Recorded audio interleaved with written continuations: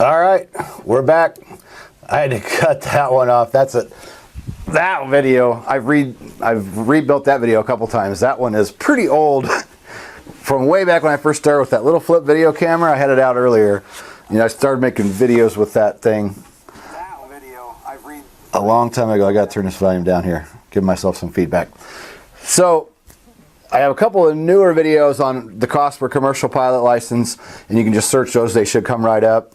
Commercial license, $50,000 to $100,000. Again, it depends on what aircraft you fly, how long it takes you. 50 is probably on the cheap side, 100 would be on the high side. But this goes back to one of Luke's questions.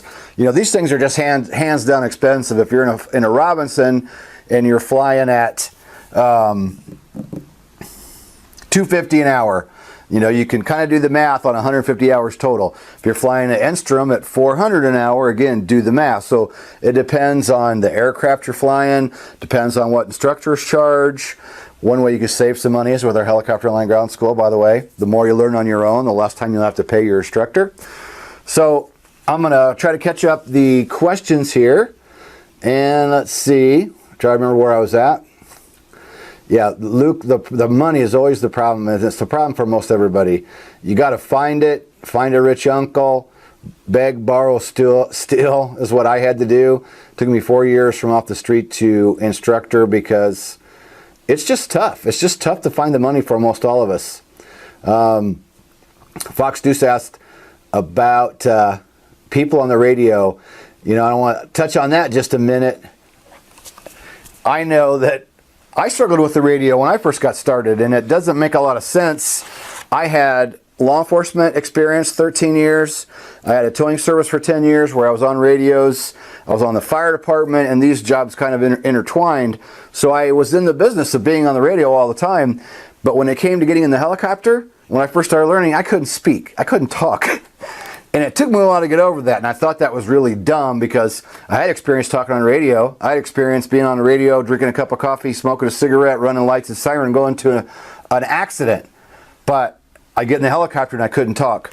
And you also mentioned a lot of people not using radios like in the Class G. Happens a lot. In the Class G, a lot of people don't have a radio at all. They're flying an older aircraft with no radio. A lot of people just don't turn it on.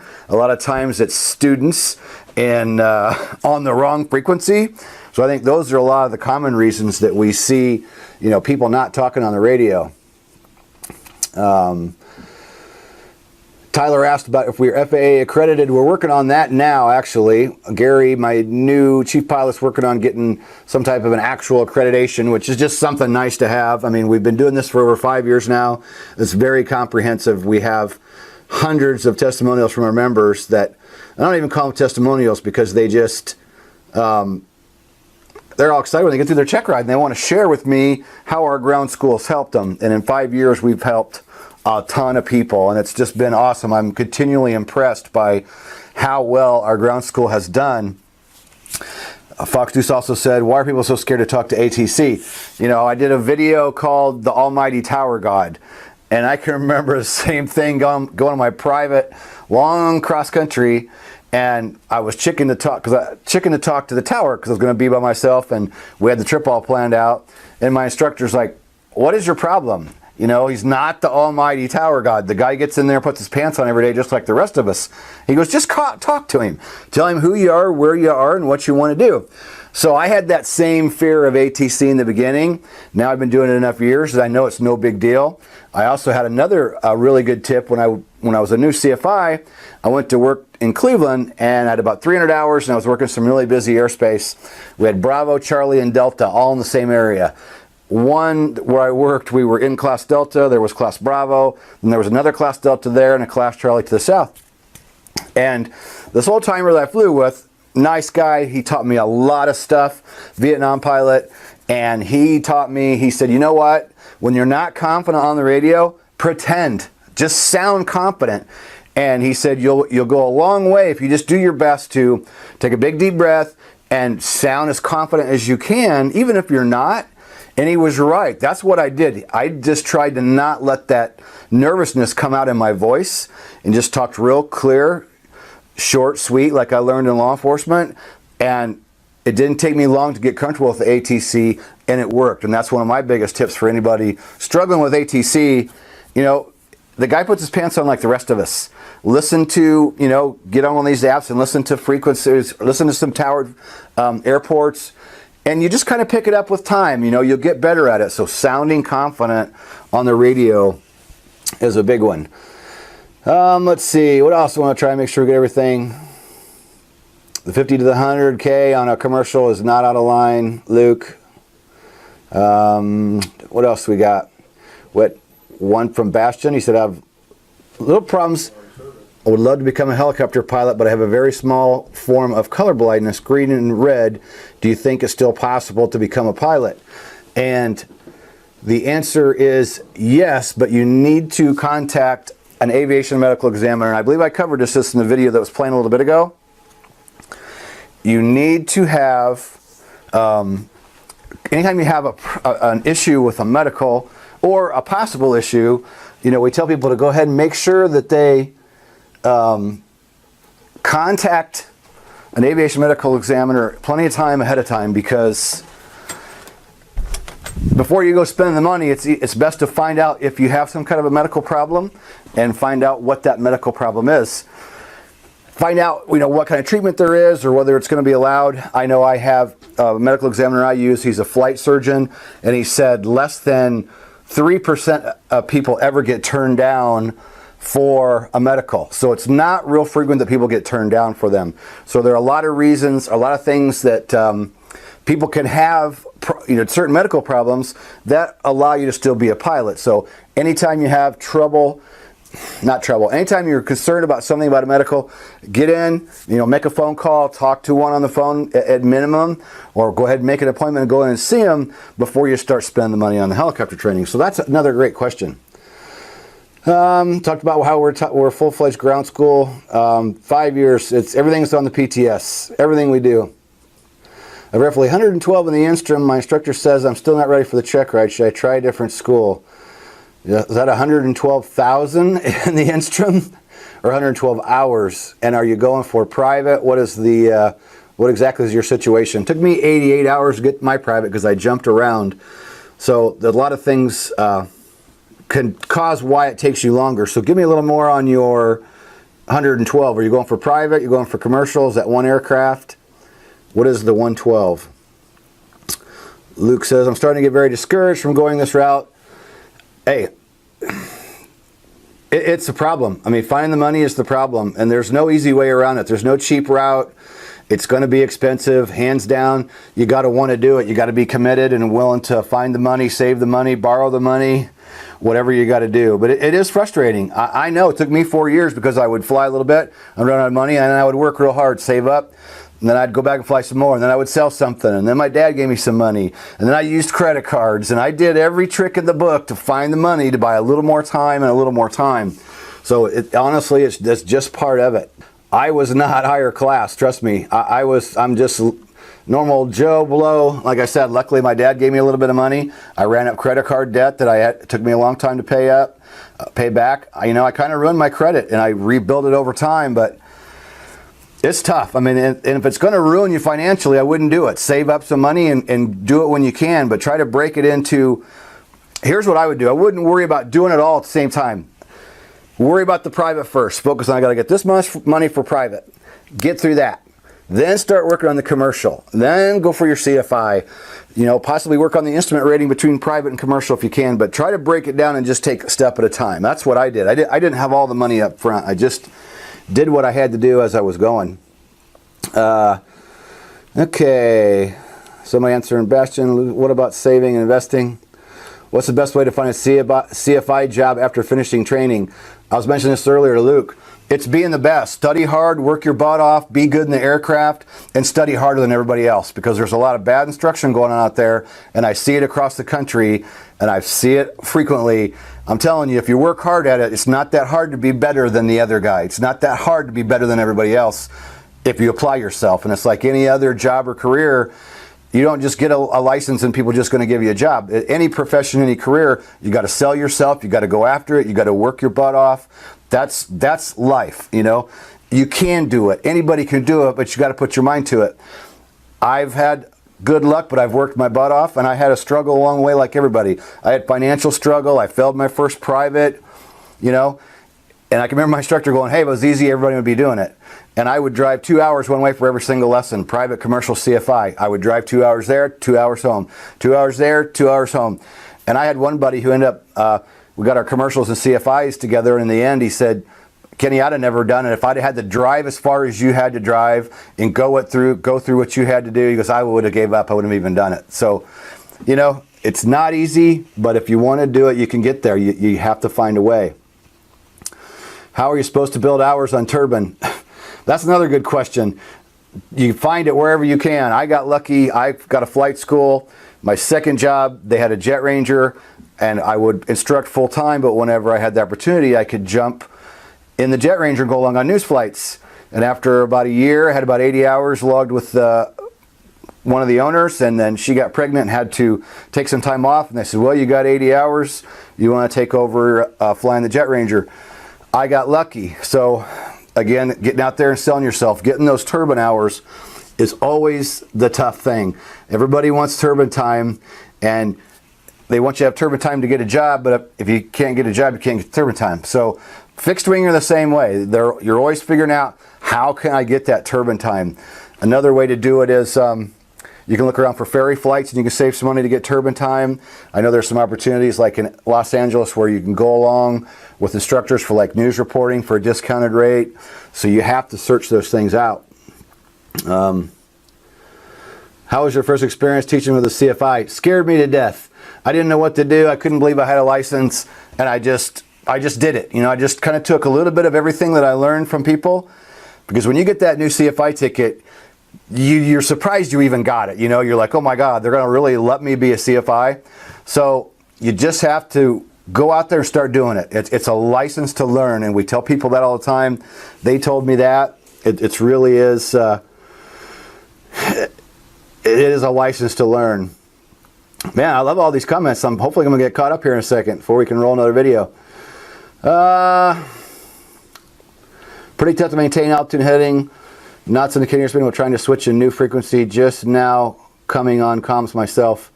I'm going to do a video on that, but depending on which aircraft you're flying, like in the Instron, we PIC from the left. So you can just basically leave the collective alone, because it will normally stay. You can't friction it. Do this, move your hand over, do what you got to do, and come back. In the Robinson, you would lock your collective, take your left hand, do what you got to do, and then get it back on the collective. So it depends on which aircraft you're flying. I can't go super specific, because whatever aircraft you're in, and a flight school might want things done a certain way. Some aircraft you can friction the collective while flying.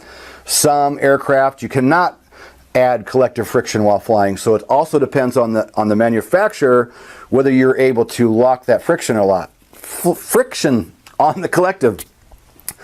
So a lot of different things are involved in, you know, how you move your hands around. But that is a new video we're doing for our online ground school. One of our members just requested that, and that is on the list of new videos that we're going to be doing inside the ground school for our members. Listening to ATIS before leaving the airspace to get the correct ATIS code to give the ATC the next airspace. Yep, always listening up, being ready. Is going to flight school straight out of high school a smart idea, or should you wait to do something else, such as college, or work first, or young pilots less likely to get hired? I say get college if you can, and then do helicopter pilot. Nobody says you can't. I have one of my success stories. The kid's out flying helicopter tree saw now, and we tried to. His parents came to me when he was at the end of high school, and they wanted to go to college, and he was gonna. And he started out, and he got tired of it, and he quit and started learning to fly. I don't recommend it. I think in this day and age, as time goes by, more and more helicopter jobs are going to require college. So if I was young now in high school, I think my best advice would get a degree, go 2 years or 4 years, get something else, fly in the summers, start building your time, and work on getting that helicopter job later, because it might end up being a requirement. It'd be a bummer to get all the ratings and then you can't get the job because you don't have any college. I personally don't have college, but you know, I started a little while ago, and it wasn't that tough at that time. Not that many were requiring college. Everything gets harder the older you get. Yep, more commitments. I would like to say a pilot's license is more valuable than a degree as far as salary. It is a trade. Yeah, it kind of goes either way. It could depend. You know, any one person has to look what's right for them financially, you know, your work, your family. To become a helicopter pilot, you're going to be a road dog, jumping around the country, going different places to build time in different aircraft. It's not, you know, necessarily an easy life, but it sure is interesting. And you know, if it's your dream and you want to go for it, I still say go for it. I mean, it's just something. Flying helicopters is absolutely incredible. I mean, I can't think of, you know, I've been flying them 20 years and I still enjoy it just as much as now as I ever did. They're still just plain a blast to fly. All right, I'm going to go ahead and roll the next video. I'll get more on that instrument question when I get back. I need to take a little break here, so we're going to roll the next video.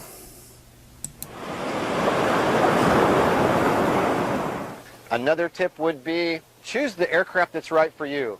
The main helicopters out there being used is the Robinson, the Schweitzer, the Instrum. They've all got good qualities. Every helicopter has pros and cons to it, but they're all helicopters.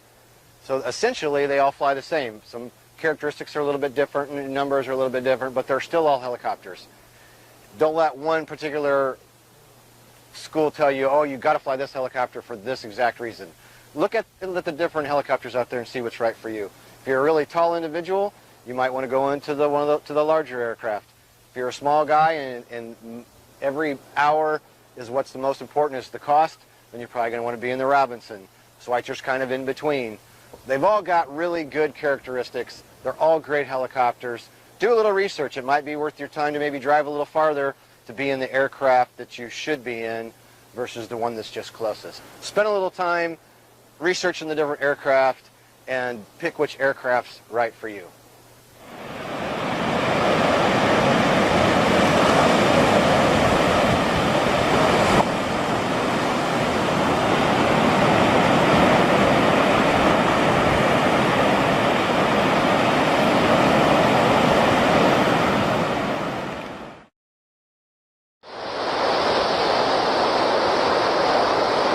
Talk about the 1 hour flight lesson. This is a huge training tip because the human brain can only handle about an hour of any new skill.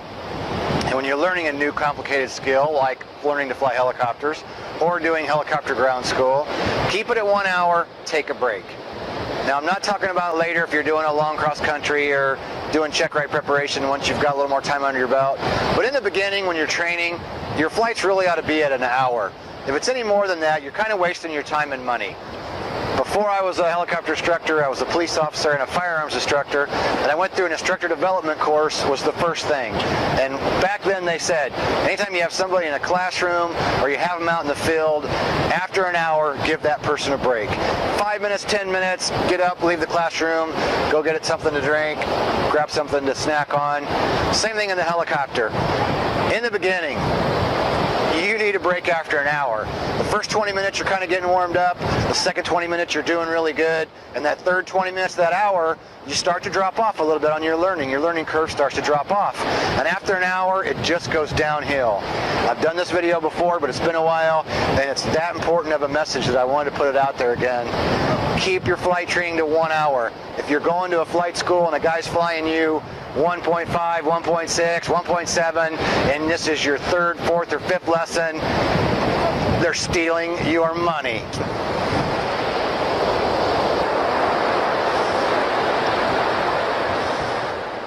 Next training tip, which I think is the biggest of all, is your self-study and your dual time with your instructor. Depends on where you're flying. A lot of places give you lots of good ground. A lot of places, not so much. The thing that I've seen over the years is everybody's almost always lacking on the ground school. People don't usually fail from the flying portion. They usually fail the oral. Everybody wants to fly. Nobody wants to do ground. That's just the way it is. The flying is the fun part. The study is not. You got to force yourself to study, study, study. Duel with your instructor, time at home. Again, I believe 75% of it is the ground school, 25% is the fly-in. So you have to commit yourself to making study priority one. And you want to study a lot in the beginning because it makes it a lot smoother process of getting your license if you start early, hit the books hard, get the training down, get the ground training in the beginning of the flying, and then continue to keep brushing it up as you go, so that when you go for your practical test, you can spout these answers off to the examiner, boom, boom, boom. The ground is truly the biggest part, so you have got to commit yourself to study.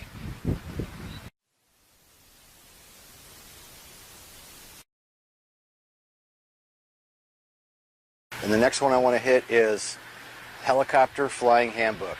I checked online for one today. It was around $17, so it's going to be right around 20 bucks, depending on where you get it. Don't let the book overwhelm you. Just start out kind of easy with it. Helicopter controls, helicopter maneuvers. If you dive into it and start really reading the aerodynamics, you can read it and it can scare you away before you even get started. The aerodynamics aren't that hard. Once you start reading it and you get some help from your instructor, you'll find out it's not too bad. So just get the Helicopter Flying Handbook and learn the basics, so that when you go for your first couple lessons, you already have a good idea of what the controls do and a little bit about how the helicopter operates. Grab yourself a copy of the Helicopter Flying Handbook, and we'll see you on the next one. Next tip, start thinking about your written test early on in your training. You're doing your dual. One thing that we like to say is try to have your written test done prior to solo. Not many people do it, but the guys that I've trained over the years, the ones that you could get the written done early, like prior to your solo, man, once the solo time gets there, you can get your requirements out of the way, get your dual done, and get to the check ride, which is why we're here. We're talking about getting from day one, getting you to the check ride and getting your rating. So very important, get a written test prep early on in the training and start studying for that written test. The sooner that you get that written test out of the way, the better off you're going to be, because the written test is always a hassle. There's been many times that we've had guys that they get down to a week before their check ride and they're still trying to get the written test done. So they're working on last minute requirements, paperwork, flying, written test, and I'm telling you, it's a pain in the butt. Get that written done and out of the way. When you have a scheduled flight, even if the weather's bad, show up and do ground with your instructor. Students are horrible about, oh, I'm not going today because the weather's bad. There's so much ground to do. The ground is 75% of it, 25% is the flying. And time again, guys will cancel because the weather's bad. Don't cancel. Go in, sit down with your instructor, do some ground school. It's a common issue that happens over and over again. So if you want to save time, save money, get through the rating in a decent amount of time, just because the weather's bad, don't cancel your flight. Go in and do ground school. Another helicopter training tip along your timeline of getting from off the street to rated helicopter pilot. Another important thing in the beginning is make sure that you jive with your instructor, somebody that you want to fly with and that you get along. If there's some type of a personal issue, or you just maybe plain don't like the guy, or you don't like the way he teaches, find yourself another instructor. You're spending a ton of money and a lot of time and effort to get from day one to rated helicopter pilot. Don't be afraid to ask for another instructor if you're at a bigger school, or even change schools if you have to, if you're going somewhere small. And if you're having personal issues or personal conflicts with the guy you're flying with, it's going to drag out the training and it's going to cost you a lot more money, and in the long run, it's not going to be a good thing. Learning plateau is something that you're probably going to hear about when you get started with your training. Know that almost everybody ends up hitting a learning plateau. You don't want to get discouraged if say you're flying a lot, maybe you're studying really hard, and you have a couple lessons where things don't start going so good and you feel like you're not making progress. A lot of guys will keep pushing on, and you kind of end up wasting your time and wasting your money. When you hit that learning plateau, a lot of times it's a good idea to just take a break, take a few days off, even take a week or two sometimes, and maybe you won't be able to handle it. Flying helicopters is addicting. Maybe you can't go 2 weeks without flying, but a lot of times taking a break, when you come back, you will fly better than you did the whole entire time you've been training. So know that you're going to have a learning plateau that's going to come up. Kind of plan for it or be ready for it, and just know when it happens, don't let it freak you out. Don't get too discouraged. Just say, hey, I guess I've hit my learning plateau. Take a few days off, take a week off, go relax a little bit, go hang out by the ocean, chill a little bit, and then go back and hit it again. I want to talk about aircraft checklist. Checklist, checklist, checklist. You have to use the checklist. Whether you're just starting out or you're working on an advanced rating, you have to use the checklist for your pre-flight, your all different phases of flight. You want to be using the checklist. It's something that you're going to have to do no matter what, whether you're taking a check ride with a designated examiner, FAA examiner, if you become a career pilot and later you're flying with a check airman for a company. Every single one of those guys is going to expect you to use the checklist. And the one thing that I can tell you over the years of training is, if you don't use the checklist and then you try to use it when you go to take your test, the examiner's going to catch it. He's going to know that you haven't been using it because he's going to know you don't have a good flow as you're going through it.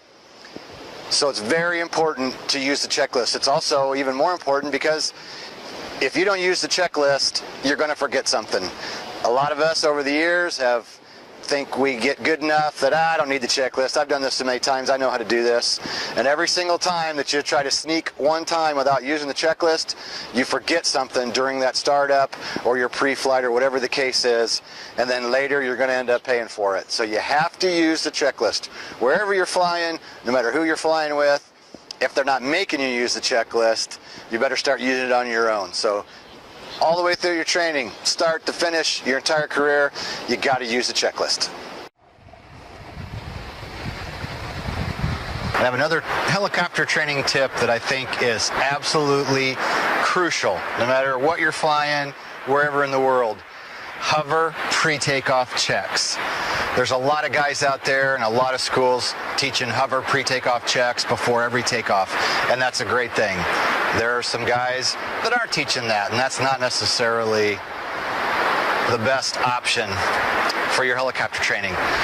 You want to do the hover pre-takeoff checks because you're giving that engine a chance to spit, sputter, miss, quit running, start acting up.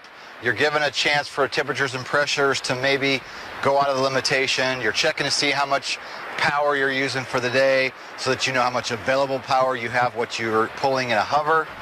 There's a lot of reasons to be doing a hover pre-takeoff check. It's keeping you safe. It's making sure you got everything set where you should and making sure that the aircraft's ready to go. One little thing that you miss could be total disaster by not doing a hover pre-takeoff check. So, hover pre-takeoff checks. If you're not doing them, start doing them. You need to do them every single time prior to takeoff.